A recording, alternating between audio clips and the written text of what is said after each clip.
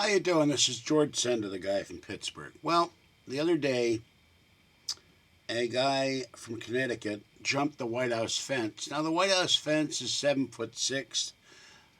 They raised the height. They put new filials, those are little spikes that are on the fence.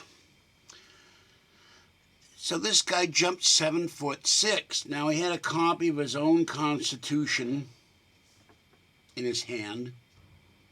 He made a victory dance before the Secret Service caught him.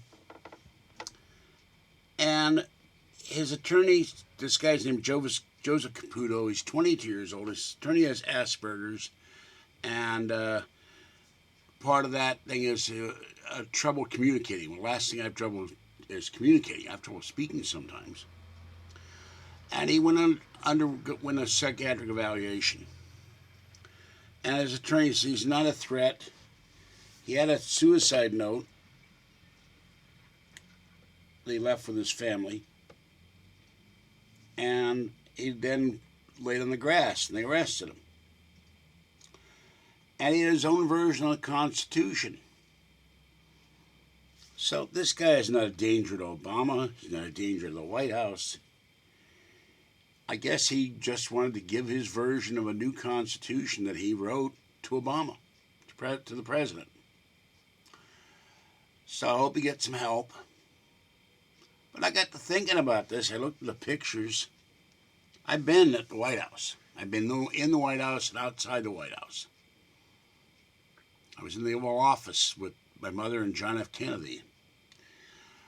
And that fence is on top of a small wall. And the fence is 7'6". And the wall is another couple of feet high. This guy jumped over the fence. Now, my first thought is, why don't they, after he gets treatment, gets help, they probably won't send him to prison. Why doesn't some college hire this guy, or the Olympic people? I know it would be a bad thing, but it might get some good publicity too.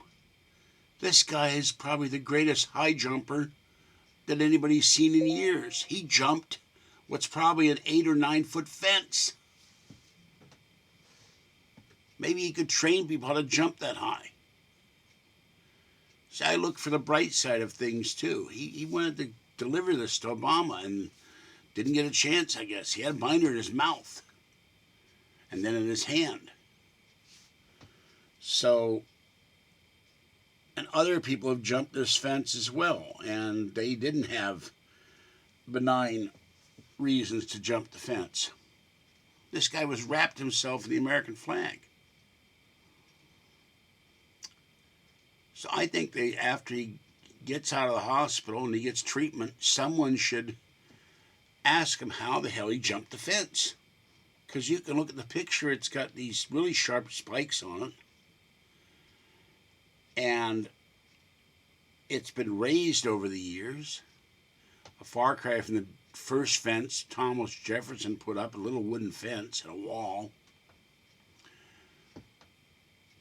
But to be so constructive to do, I could give lessons in pole vaulting or something. I'm being semi-facetious, but I still think it's amazing that anybody can jump a fence that high. Even when I was young and spry, and I used to climb hills all over Pittsburgh, I couldn't do that. All right, I gotta look at one thing real quick, so bear with me here. I got a message in my email.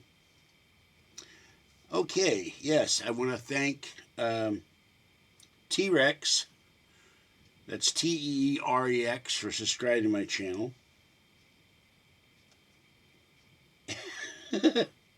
And Joanne Gardner said, I hope so, my baby loves I hope so too, my baby loves a little chopped ham. Now that's a major thing in the Berg.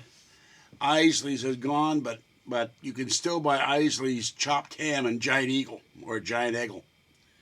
So, hello, Joanne Gardner. Yeah, ship me some of that chopped ham. I'll take all you can send me. That's considered a major Pittsburgh delicacy. They love chopped ham. You put it in the machine and you chop it a certain way and it comes out real thin.